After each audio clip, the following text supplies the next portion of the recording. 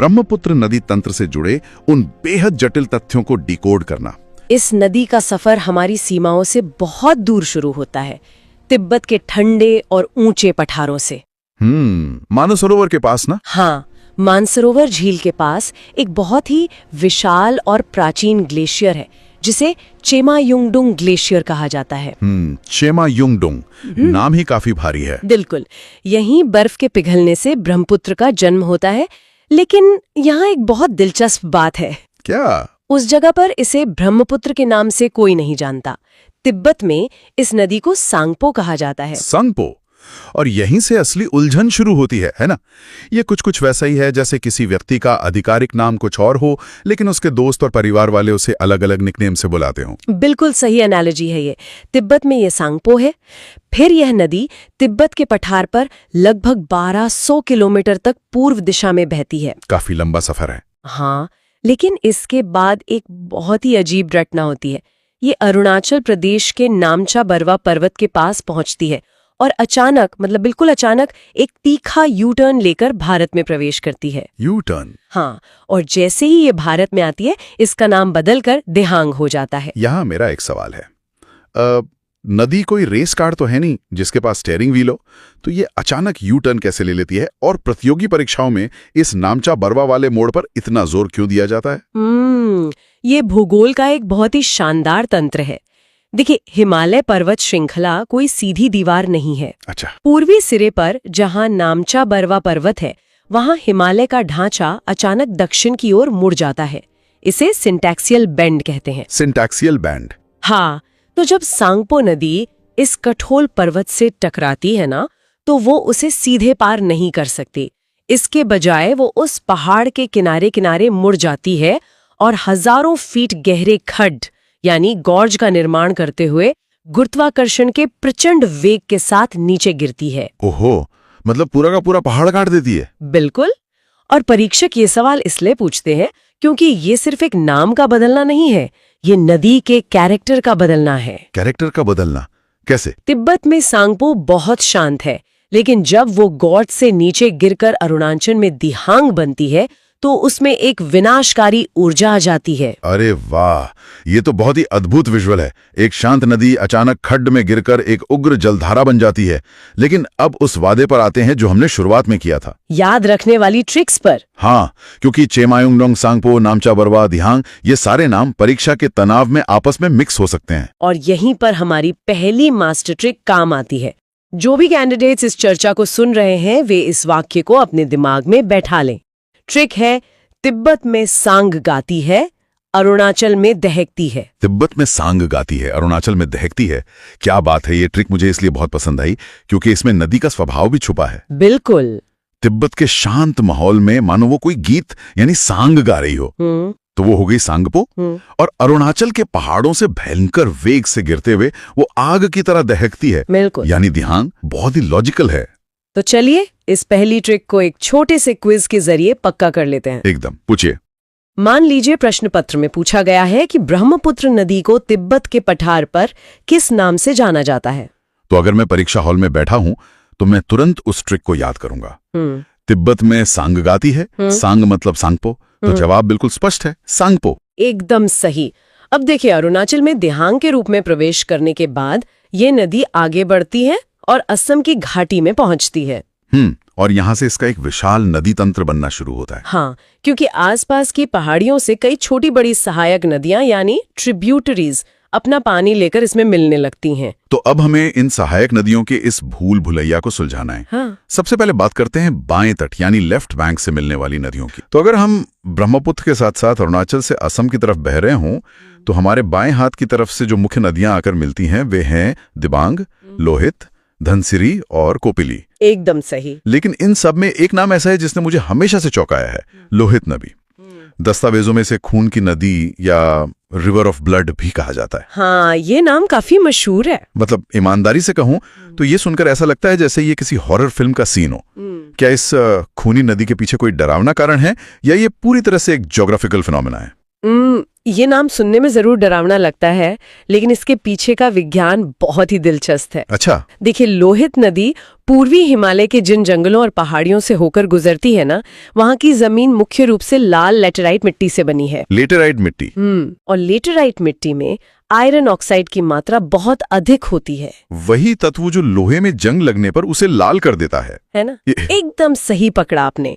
तो जब मॉनसून के दौरान भारी बारिश होती है तो नदी का प्रवाह इतना तेज हो जाता है कि वो इस लाल मिट्टी को अपने साथ बहा ले जाती है। ओहो। और ये लाल मिट्टी पानी में पूरी तरह घुल जाती है, जिससे नदी का पूरा पानी गहरे लाल या खूनी रंग का दिखने लगता है। क्या बात है, प्रकृति खुद अपना रंगमंच तैयार कर रही है।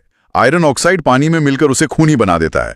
ये तो भूलना बहुत मुश्किल है। हाँ, लेकिन असली चुनौती वो नहीं है। फिर क्या है? असली चुनौती ये है कि परीक्षा में जब 4 नदियों के नाम एक साथ आएंगे तो ये कैसे याद रहे कि दिबांग, लोहित, धनसिरी और कोपिली बाएं तट की ही नदियां हैं। अरे हाँ, वहां तो सब मिक्स हो जाता है। तो इसके लिए कोई ट्रिक है आपके पास? बिल्कुल है। हमारी दूसरी शानदार ट्रिक हाजिर है। इसे बस एक छोटी सी कहानी की तरह याद रखना है। ट्रिक है, लोहित और दिबांग ने धन की कॉपी की। लोहित और दिबांग ने धन की कॉपी की, मतलब लोहित और दिबांग नाम के 2 लोग हैं जिन्होंने धन कमाने के लिए किसी चीज की कॉपी की। बिल्कुल। तो लोहित से लोहित नदी, दिबांग से दिबांग नदी, धन से धनसिरी और कॉपी से कोपिली। यार, ये तो एक पूरी की पूरी शॉर्ट फिल्म की तरह दिमाग में छप गया। यही तो निमोनिक्स का जादू होता है। तो आइए इसे भी टेस्ट करते हैं। मान लीजिए परीक्षा में सवाल आता है कि निम्नलिखित में से कौन सी नदी ब्रह्मपुत्र के बाएं तट पर मिलती है, और आपके सामने 4 विकल्प हैं। तो मैं बस ये सोचूंगा कि बाएं तट पर कुछ चोरी या कॉपी करने का काम हुआ था। लोहित और दिबांग ने धन की कॉपी की। अगर विकल्पों में लोहित, दिबांग, धनसिरी या कोपिली में से कोई भी नाम दिखता है तो वही सही जवाब होगा। बिल्कुल। और अगर परीक्षक ये पूछे कि खूनी नदी कौन सी है, तो वो तो मुझे याद ही है, लोहित। एकदम सटीक। अब जब बाएं तट का मामला सुलझ गया है तो वक्त है नदी के दाएं तट यानी राइट बैंक की ओर रुख करने का। चलिए दाएं तट पर चलते हैं। यहाँ से स्थिति और भी विशाल हो जाती है, क्योंकि दाएं तट से ही ब्रह्मपुत्र में पानी का सबसे बड़ा रेला आता है। हिमालय के बड़े बड़े ग्लेशियरों का पिघला हुआ पानी भारी मात्रा में इसी तरफ से आता है। तो हमारे नोट्स के अनुसार दाएं तट की प्रमुख नदियां हैं सुबनसिरी, कामेंग, मानस, संकोश और तीस्ता। और इन सब में सबसे महत्वपूर्ण नाम है सुबनसिरी का, जो कि ब्रह्मपुत्र की सबसे बड़ी सहायक नदी है। जी बिल्कुल, सुबनसिरी सबसे बड़ी है। लेकिन यहां मैं एक सवाल उठाना चाहता हूं, एक छोटा सा पुशबैक देना चाहता हूं आपको। हाँ, पूछे। ईमानदारी से बताइए, क्या एक कैंडिडेट के लिए सच में इतने सारे नाम रटना जरूरी है?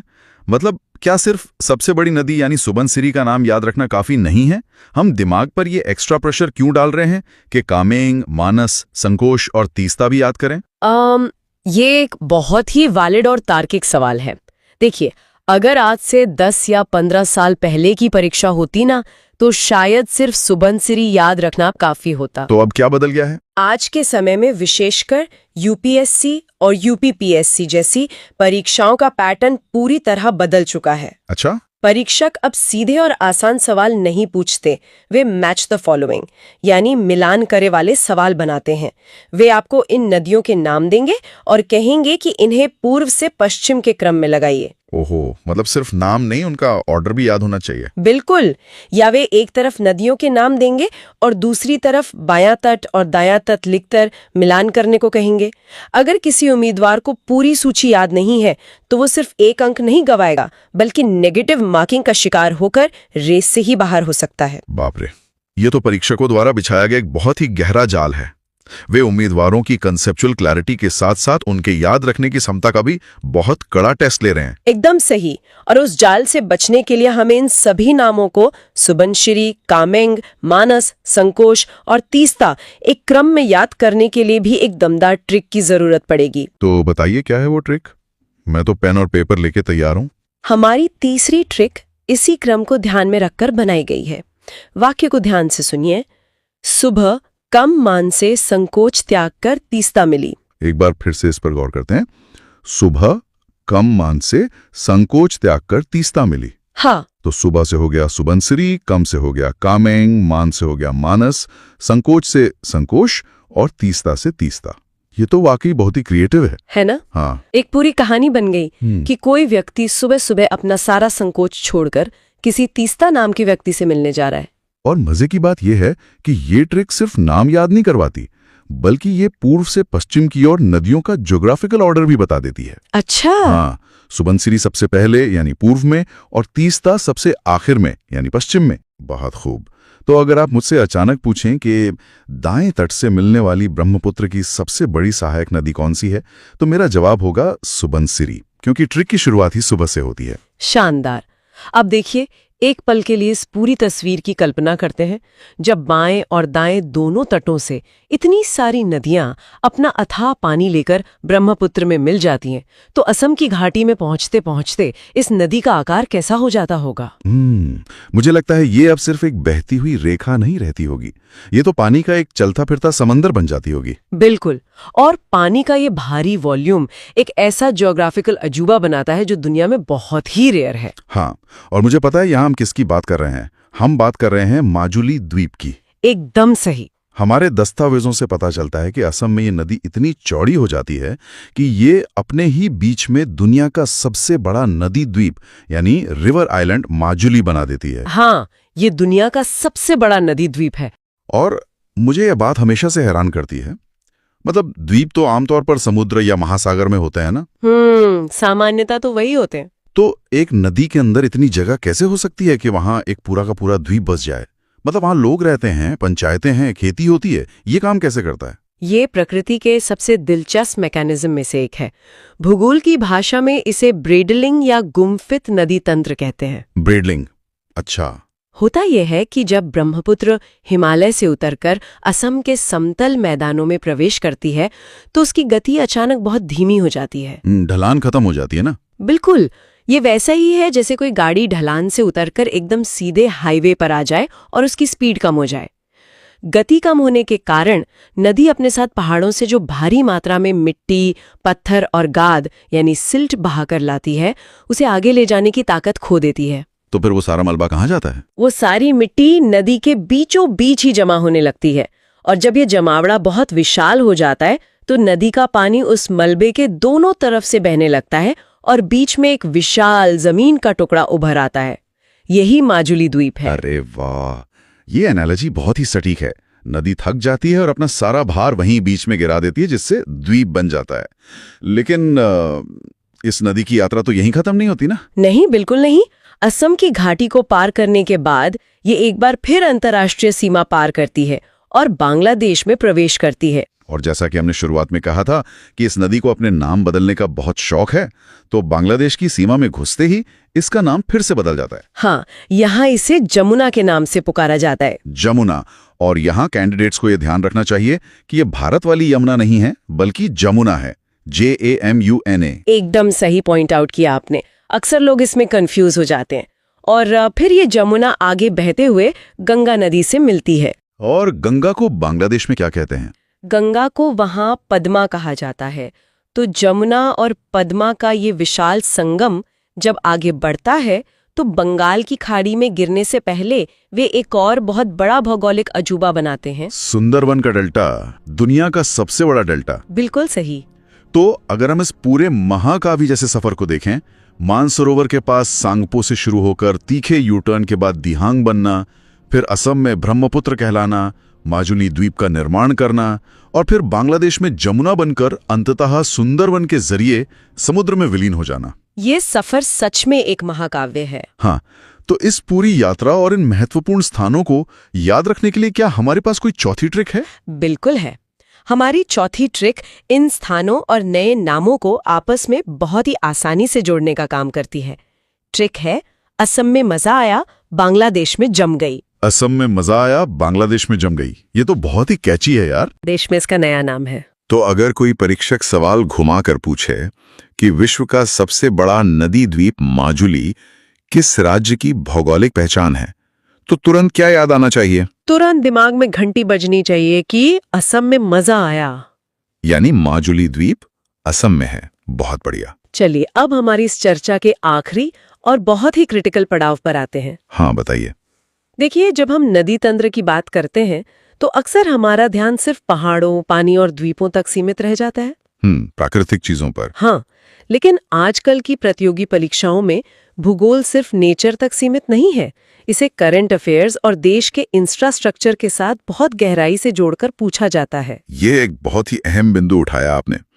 भूगोल केवल यह नहीं बताता कि पहाड़ कहाँ हैं और पानी कहाँ बह रहा है, बल्कि भूगोल वह कैनवस है जिस पर हम इंसान अपने सबसे बड़े पुल बनाते हैं, जहां हमारी इकोनॉमी पनपती है। एकदम सही। तो मैं आपसे ये समझना चाहूंगा कि नदियों के नाम परीक्षाओं में आधुनिक इंफ्रास्ट्रक्चर के साथ कैसे जोड़कर पूछे जाते हैं, कुछ उदाहरण है? इसका सबसे बेहतरीन उदाहरण भारत के पूर्वोत्तर क्षेत्र का महा इंफ्रास्ट्रक्चर ही है। इसी पूरे क्षेत्र में एक और बहुत महत्वपूर्ण नदी बहती है, बराक नदी। बराक नदी, ये कहाँ से निकलती है? ये मणिपुर की पहाड़ियों से निकलती है और जब ये बांग्लादेश में प्रवेश करती है तो इसका नाम सुरमा हो जाता है। सुरमा। परीक्षाओं में ये सवाल कई बार आया है कि सुरमा घाटी किस नदी प्रणाली का हिस्सा है। लेकिन इससे भी बड़ा उदाहरण वो है जो हमने थोड़ी देर पहले चर्चा की थी, हमारी खूनी नदी यानी लोहित नदी। लोहित नदी पर क्या बना है? इसी लोहित नदी के ऊपर भारत का सबसे लंबा सड़क पुल बनाया गया है, जिसे ढोला सादिया पुल या भूपेन हजारिका सेतु भी कहा जाता है। वाओ, भूपेन हजारिका सेतु। हाँ, ये पुल असम और अरुणाचल प्रदेश को जोड़ता है और इसका सामरिक यानी स्ट्रेटेजिक महत्व बहुत ज्यादा है। ये तो परीक्षकों के लिए एक सोने की एक खदान जैसा हो गया। मतलब आप मान लीजिए कोई मैगजीन पढ़ रहे हैं और आपको पता है कि भूपेन हजारिका सेतु का उद्घाटन हुआ है और उसका स्ट्रैटेजिक महत्व क्या है, लेकिन अगर आपको भूगोल की ये बेसिक जानकारी नहीं है कि ये पुल लोहित नदी पर बना है, तो परीक्षा में आपका पढ़ा हुआ सारा करंट अफेयर्स धरा का धरा रह जाएगा। बिल्कुल। परीक्षक करंट अफेयर्स को स्टैटिक भूगोल के इस तथ्य के साथ जोड़कर एक ऐसा कॉम्प्लेक्स सवाल तैयार करते हैं जो कैंडिडेट की हर तरह की नॉलेज को टेस्ट कर लेता है। सही बात है। इसीलिए इस मास्टर क्लास का उद्देश्य इन चीजों को आइसोलेशन में नहीं बल्कि आपस में जोड़कर पढ़ना है। तो अब अगर मुझसे पूछा जाए कि भारत का सबसे लंबा सड़क पुल किस नदी पर है, तो मैं हमेशा याद रखूंगा कि जहां लाल रंग का खूनी पानी बहता है, जहां धन की कपी हुई थी, उसी लोहित नदी पर यह महाकाय पुल खड़ा है। एकदम सही। और इसके साथ ही मुझे लगता है हमने इस विशाल और अत्यधिक जटिल ब्रह्मपुत्र नदी तंत्र को पूरी तरह से डिकोड कर लिया है। हाँ,